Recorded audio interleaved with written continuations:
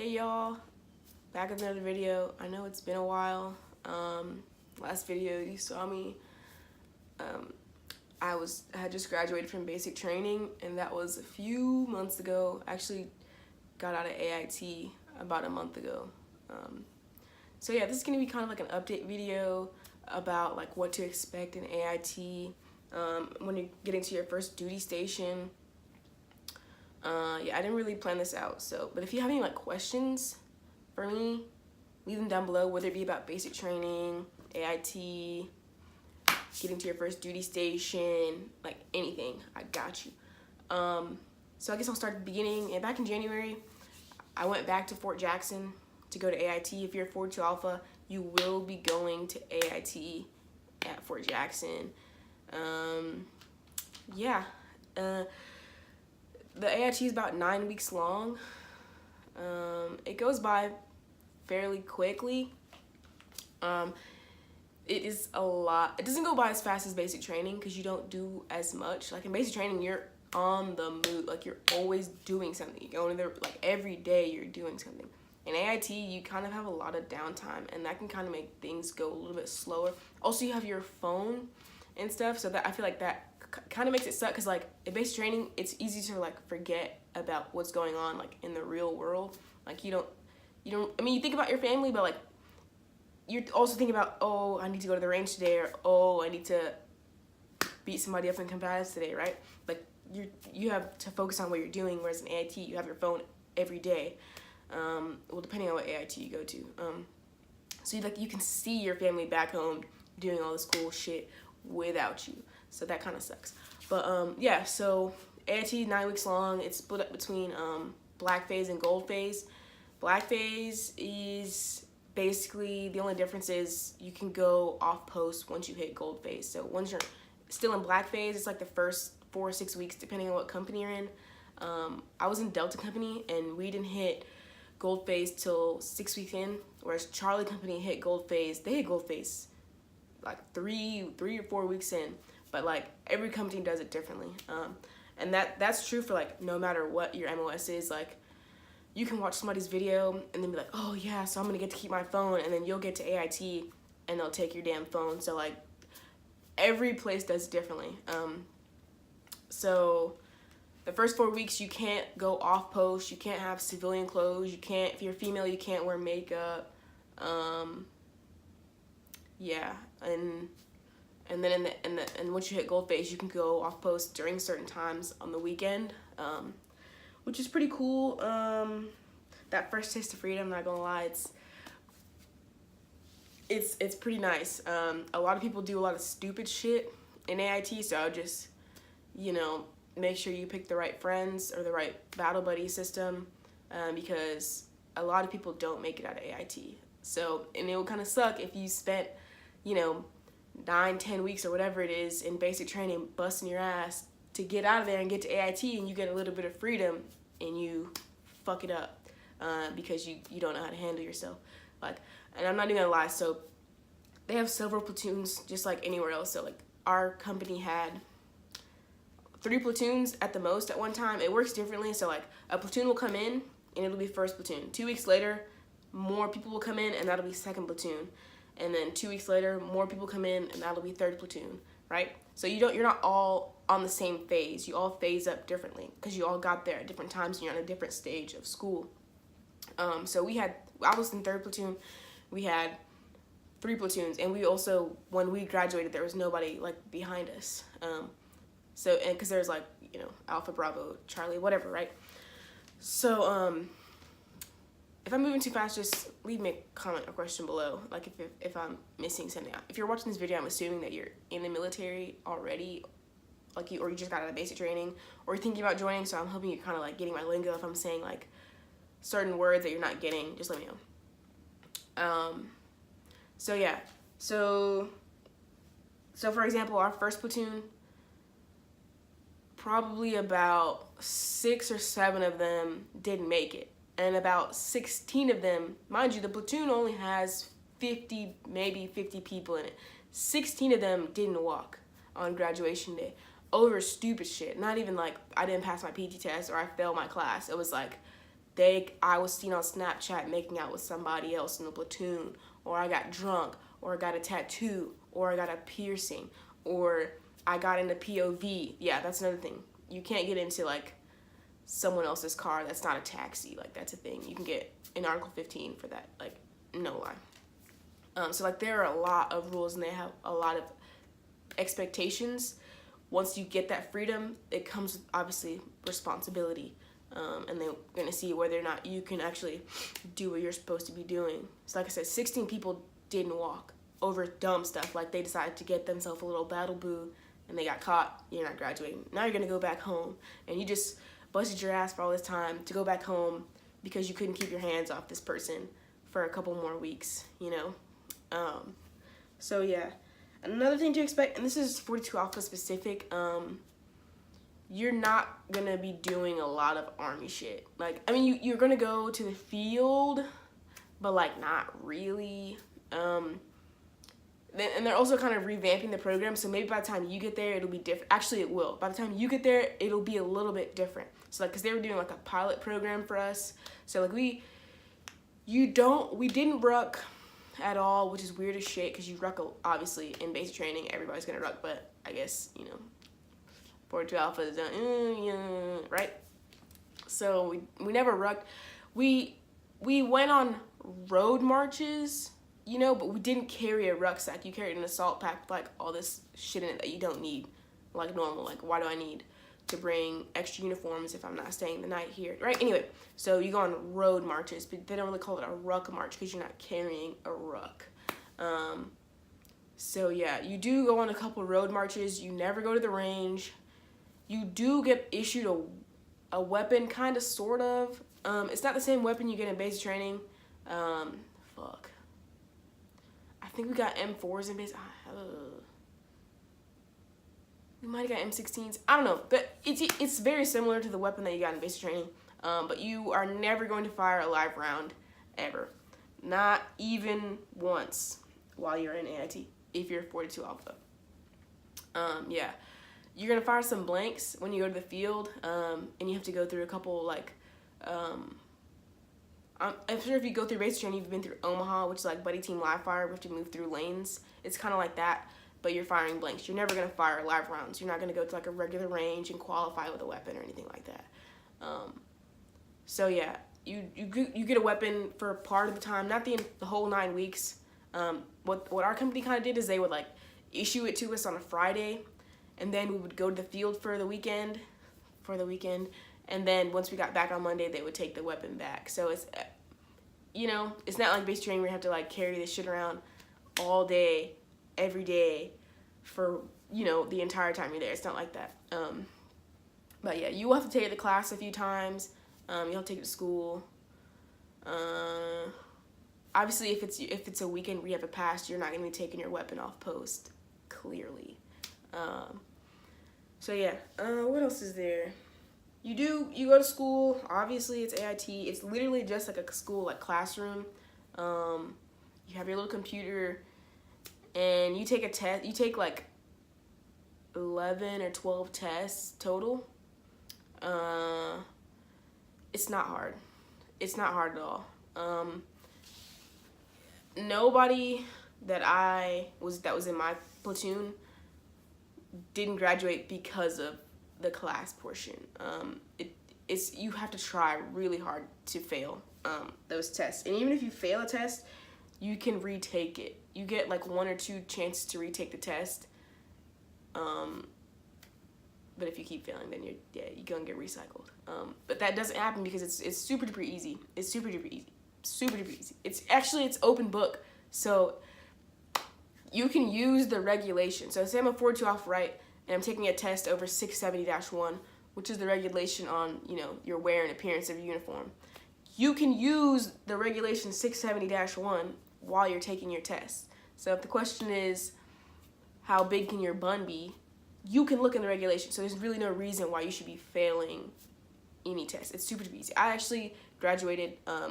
I was the honor graduate of our class, and I never studied for one single test, ever. There's no homework. Not really. There's really no homework. You really never have to work on anything that you work on in class outside of class. It doesn't happen. super duper easy. Living quarters. Now that is probably the most frustrating thing about AIT for me. I'm a fairly squared away person, at least in a training environment, because I don't like to get smoked, you know, and it's a lot easier to just make your bed and make sure your room is clean than getting fucked up for it late. You know, it's not that hard. And I was unfortunate enough to be, my first room assignment, I was stuck with 2 females who were dirty as fuck. Just dirty as shit and didn't give a fuck. One of them actually ended up not graduating, but that's a whole nother story. But yeah, I might insert a clip. Like one time it's just disappeared and left all her shit all over the place. And like you can see this person's bed is squared away, my bed is squared away, my desk is squared away, and this person just has shit all over the place. Yeah, that's a big deal. Like the little things in AIT will get you fucked. And they're not, at least if you're a 4-2 alpha, they may not smoke you, but they will be quick to get that paperwork. So you can get like an Article 15 for having a Pop-Tart in your room.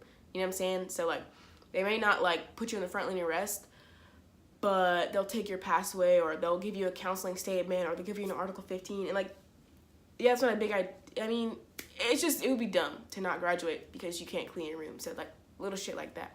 It'll be 3 people to a room, minimum 2.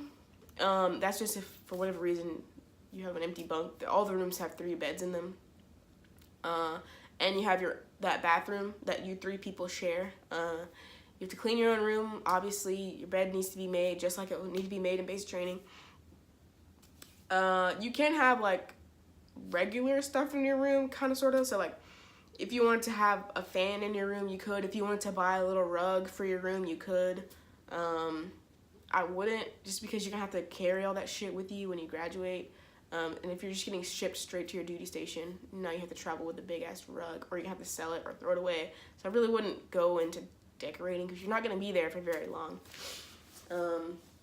So yeah, 3 people to a room.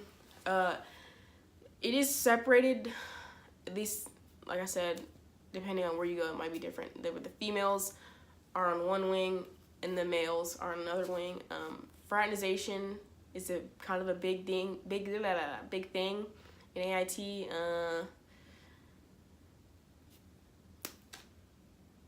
I don't really have a whole lot to say about that. You still have to have a proper battle buddy system. You can't date anybody. You know, it's just, and also perception is everything. So if you're seen as a female that's always with a certain person, and y'all are always hee hee ha ha, and drill sergeants notice those sort of things. And like 9 times out of 10, they're not gonna say anything to you, but people snitch. That's a big, look, that's what I want to talk to y'all about. Look, people are going to snitch. I don't know what it is about basic training in AIT, but people, like, if you do anything in front of another person, somebody's gonna hear about it. I get, like, look, and it's always gonna be your battle buddy, because you can't do anything alone, so you were there with somebody, right? Just be aware of who you're in front of, what you're doing, what you're saying, because people snitch. I don't know what it is. People think if you snitch, you're gonna get promoted. It doesn't really work that way. Yeah, so that's kind of like, I remember I said the first platoon, 16 people didn't walk. It's because someone wrote a list of names and what they did and turned it in to the drill sergeant. So now he has to do something about it, right? So otherwise they wouldn't have known. But like I said, if you're doing something in front of somebody else, just assume that it's gonna get back to your drill sergeant or your instructor or whatever. Dang, what else is there to know? You do have to take PT tests. If you watch my other video about when you graduated, got out of basic training, you had to be at 60%. The standard is the same. They don't really recycle people in AIT though. Once you get there, you're gonna take a diagnostic PT test. If you guys noticed, I was at home in my last video when I got out of basic training, and I had been home for 2 weeks. a lot of people, so my whole platoon had those 2 weeks off, and then everybody shipped from wherever they came from, and they got to Fort Jackson, right? And we took our diagnostic PT test maybe like a week in. So that means a lot of people had gone 3 weeks without ever working out. Not really a good idea. I was fine, you know, because I'm old, and I knew, like, if I don't work out, like, it's gonna be it for me, right? And they, I would say probably 60% of our platoon didn't pass that diagnostic PT test. I did. You dig? So depending on what company you're in, they can start your chapter paperwork off that like just off that. So like you take that test, and if you don't pass it, you go what's on a no pass list. So when the weekend hits, whether you're in black phase or blue phase, you're gonna get some sort of pass. Whether it be a post pass, which means you can go to the PX, you can go bowling, you can go to Pizza Hut, whatever, or whether it be an off post pass, where obviously you can go off post, put on civilian clothes, and go off post. If you don't pass your PT test, you ain't going nowhere. You can go to the gym. That's what you can do. You can go run on the track, or you can go to the gym, and that's it. So I would pass your PT test. If you don't pass, they are a little bit more lenient as far as like basic training. Like I said, they don't recycle you. You're just gonna keep taking it. And once I think you get 3 tries throughout. So say you don't pass the diagnostic, you're gonna take another one, you're gonna take another one, and you're gonna take another one. And if you don't pass that 3rd one, you're going home. They don't really, well, let me say, it depends on how close you get. Sometimes they send people to fat camp, but it like I said, it depends on how lenient your company is. Yeah, you could end up, you most likely are gonna go home. So yeah, don't slack on PT. And also, you're not gonna be getting smoked as much as you did in basic training. So like, corrective training and basic training, it's mostly to help you get stronger. So once you get to AIT, you're not gonna be getting, I mean, you might, but for the most part, you're not gonna be getting fucked up as much as you did in basic training. So that's kind of a workout that you're not getting. And so a lot of people, they get fatter, or like not as, like they start, I don't know if weaker is the word, but it's different because you're not constantly doing push-ups or whatever workout your drill sergeant's making you do. You're in class 8 hours a day, and then you go home and do whatever the fuck you want to do in your room. Not really, but you know, it's a different environment. So it's kind of up to you to like make sure that you can meet the standard. And if you don't, then you're going home. The defect is a lot of things that fucked other people up. Like, people got to AIT and you will see them start to gain weight. I was one of those people, but towards like halfway through, I was like, whoa, what the fuck? Like, I'm not gonna make height and weight if I keep this shit up. So I had to like start cutting back. So like, in basic training, you still go to the DFAC. You can't eat as much as you want, really, kind of, sort of. But you're doing so much physical activity that you're burning all of that shit off, right? In AIT, you're in classroom 8 hours a day. There's no reason why you need to eat as many calories as you were in basic training. So a lot of people keep eating the same or more because now you can go to Pizza Hut, now you can go to Burger King, now you can go to Popeyes, right? And now you can get that dessert that you couldn't get in basic training. I can get that ice cream, that piece of cake, or whatever, right? You can eat freaking whatever. You can eat a Pop-Tart every morning for breakfast, you know what I'm saying? So you kind of have to be more disciplined about what you're eating, how much you're eating. Yeah, they don't do height and weight. For us, they didn't. At least we never got weighed in AIT.